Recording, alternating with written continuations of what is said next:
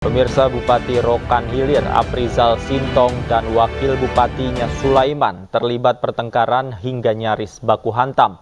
Pertengkaran antara Bupati dan Wakil Bupati itu terjadi saat keduanya menghadiri acara pelantikan Kepala Desa.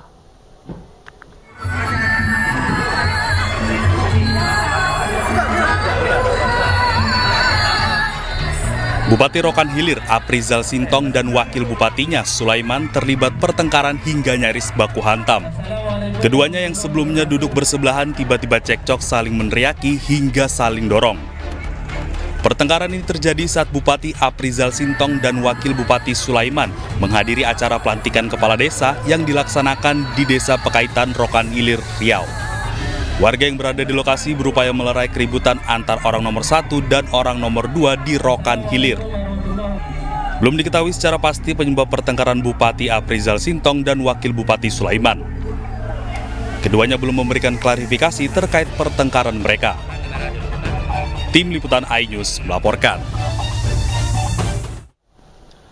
Kebakaran hebat melanda 10 rumah warga di permukiman padat penduduk Jalan Karya Mandiri, Srengseng, Kembangan, Jakarta Barat. Belum diketahui pasti penyebab terjadinya kebakaran.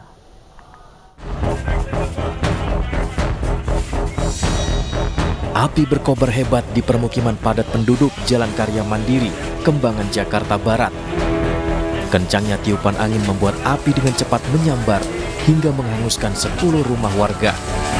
Tugas pemadam kebakaran Jakarta Barat yang tiba di lokasi langsung melakukan proses pemadaman. Meski sempat membesar, api berhasil dipadamkan 1 jam kemudian setelah 17 unit mobil damkar dikerahkan ke lokasi. Diduga, api berasal dari hubungan arus pendek listrik. Ini yang kebakar apa aja, Bang? Rumah kontrakan. Oh, Rumah pribadi. tadi awal mulanya yang Abang tahu gimana, Bang? Gua nggak gede aja apinya, saya kurang tahu juga dari mana. Katanya sih dengar pasar listrik. Tidak ada korban jiwa akibat kebakaran ini. Kerugian ditaksir mencapai ratusan juta rupiah. Dari Jakarta, Rio Manik, iNews melaporkan. Ratusan warga Desa Tambak, Kecamatan Cimarga, Kabupaten Lebak, Banten melakukan aksi unjuk rasa di depan kantor pemerintahan Kabupaten Lebak, Banten. Mereka menuntut ganti rugi fasilitas sosial yang terdampak pembangunan waduk Karian sejak tahun 2014. Intinya kita pengen ketemu dan izin tanda tangannya bisa dipertanggungjawabkan. Ratusan warga Desa Tambak, Kecamatan Cimarga, Kabupaten Lebak, Banten berunjuk rasa di depan kantor Bupati Lebak. Aksi ini digelar untuk menuntut ganti rugi fasilitas sosial warga yang terdampak pembangunan waduk Karian. Masa meminta pemerintah setempat untuk segera merealisasikan biaya ganti rugi untuk musola, masjid, lahan pemakaman keluarga, serta 180 bidang tanah milik warga yang sudah dijanjikan sejak tahun 2014.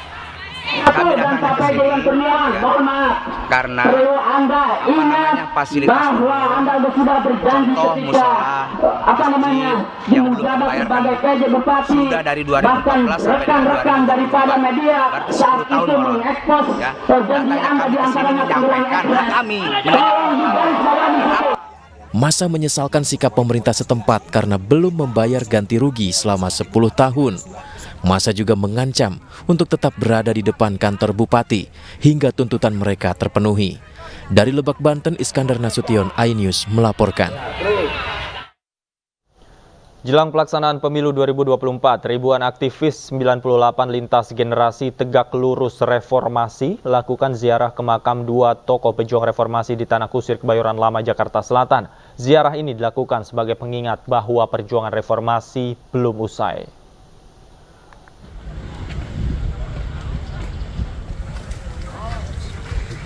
Beginilah kegiatan ribuan aktivis 98 bersama para mahasiswa lintas generasi Tegak Lurus Reformasi yang melakukan ziarah ke makam 2 mahasiswa Trisakti yang tewas sebagai pejuang reformasi di Tanah Kusir, Kebayoran Lama, Jakarta Selatan. 4 mahasiswa Trisakti yakni Elang Mulia Lesmana, Hafidin Toyan, Heri Hartanto, dan Hendrawan Si tewas tertembak dalam aksi demonstrasi 12 Mei 1998 lalu.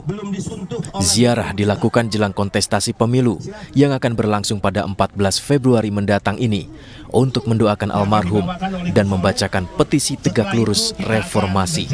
Aksi ini menyatakan bahwa perjuangan reformasi belum usai. Koordinator aksi Beni Ramdhani juga menuntut kepada pemerintah agar segera menyeret dan mengadili dalang dari peristiwa penembakan dan hilangnya sejumlah aktivis mahasiswa yang terjadi pada tahun 1998 lalu saat penumbangan rezim Orde Baru.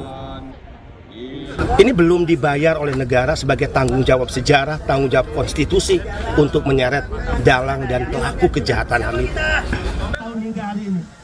Selanjutnya ribuan massa ini juga akan melanjutkan aksi Kamisan di depan Istana Merdeka Jakarta untuk menyuarakan penuntasan kasus pelanggaran HAM di Indonesia.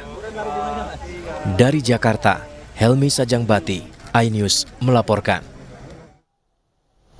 Usai secara resmi mundur sebagai Menko Polhukam, Mahfud MD melakukan sejumlah kegiatan terakhir bersama pegawai Menko Polhukam. Mahfud juga memberikan pidato perpisahan dan pesan terakhir saat berpamitan.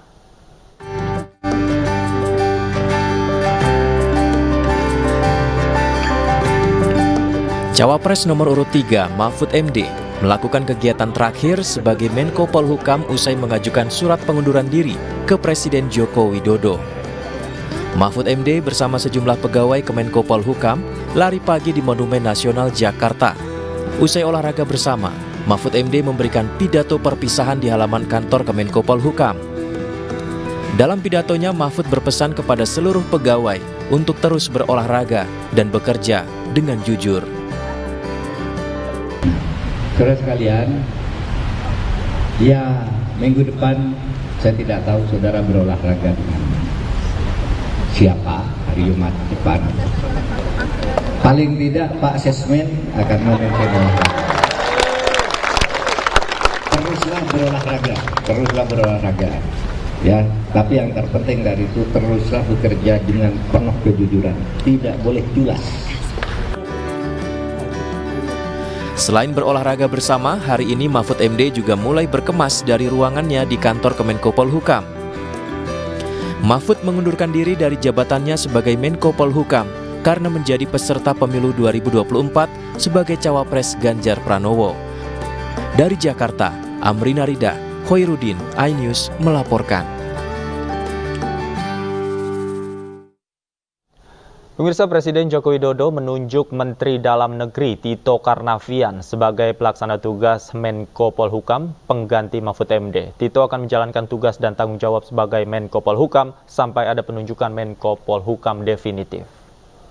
Pada hari ini, hari Jumat, tanggal 2 Februari 2024, Presiden telah menandatangani Kepres yang berisi pemberhentian dengan hormat Bapak Mahfud MD dan juga pengangkatan Bapak Tito Karnavian sebagai pelaksana tugas, wewenang dan tanggung jawab Menko Polhukam sampai dengan adanya Menko Polhukam definitif. Cawapres nomor urut 2 Gibran Rakabuming Raka digugat oleh Almas orang yang meloloskannya menjadi calon wakil presiden. Gugatan dimasukkan melalui Pengadilan Negeri Surakarta. Gugatan tersebut terdaftar dalam Sistem Informasi Penelusuran Perkara Pengadilan Negeri Surakarta. Gugatan yang dilayangkan Almas masuk dalam klasifikasi perkara wan prestasi. Gibran digugat Almas karena dinilai tak memberikan apresiasi dan berterima kasih kepada dirinya yang telah membuka jalan untuk mengikuti kontestasi Pilpres 2024. Ini gugatan bahwasanya si Almas itu kan wis ngajukan permohonan di MK, kemudian dikabulkan. Nah, kok tidak ngasih tidak ngasih ucapan terima kasih kalau tidak salah yang seperti kita baca di dalam gugatannya yang sudah diupload di SIPP itu tadi. Nah, mengenai tindak lanjutnya benar tidaknya. Pemirsa, National Corruption Watch mengungkapkan pernyataan keterlibatan artis papan atas Raffi Ahmad tentang dugaan pencucian uang. Namun hal ini dibantah oleh Raffi Ahmad dan menyebut informasi itu tidak benar.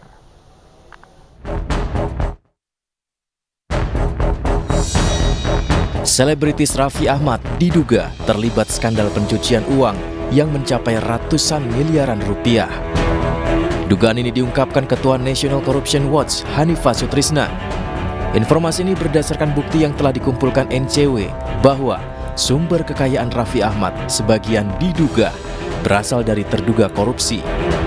Sementara itu Raffi Ahmad membantah harta kekayaannya berasal dari dugaan korupsi pencucian uang. Ya apalagi aku kaget juga dibilang ada pencucian uang lah, itulah sama sekali nggak ada. Aku ini percaya nggak percaya cek aja, ini gedung juga masih ada cicilan, masih ada semua. Jadi ya mungkin karena sekarang lagi tahunnya politik dan juga ya aku nggak ngerti lah. Sebenarnya aku bukan politikus dan aku juga ya mungkin karena aku mensupport salah satu paslon, ya ada yang suka atau ada yang nggak suka, tapi intinya aku jelaskan bahwa itu tidak benar. Saat ini diketahui Raffi merupakan tim ses pasangan calon presiden dan wakil presiden nomor urut 2 Prabowo Subianto dan Gibran Rakabuming Raka. Kehadirannya sering terlihat pada kampanye paslon nomor urut 2. Tim Liputan iNews melaporkan. Pemirsa, Presiden Joko Widodo membuka Kongres ke-16 Gerakan Pemuda Ansor di Pelabuhan Tanjung Priuk, Jakarta Utara. Dalam sambutannya, Jokowi mengingatkan pemilu harus berjalan demokratis, menggembirakan, dan tidak meresahkan. Presiden Jokowi meminta agar seluruh pihak menjaga berlangsungnya pemilu dengan aman dan tertib. Jokowi juga meminta GP Ansor agar berada di garda terdepan untuk menjaga persatuan dan keutuhan Indonesia. Di samping itu, Jokowi mengapresiasi peran GP Ansor dalam mengawal dan mengkampanyekan modernisasi beragama.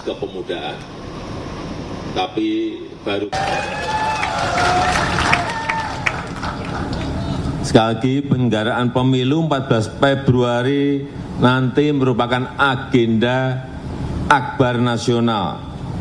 Oleh sebab itu, dukungan dan partisipasi kita semuanya sangat-sangat diperlukan.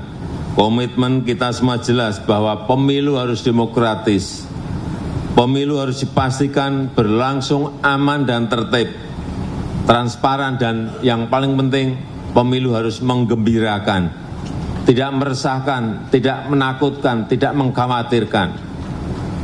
Dan persatuan dan keutuhan bangsa harus di atas segala-galanya. Setuju?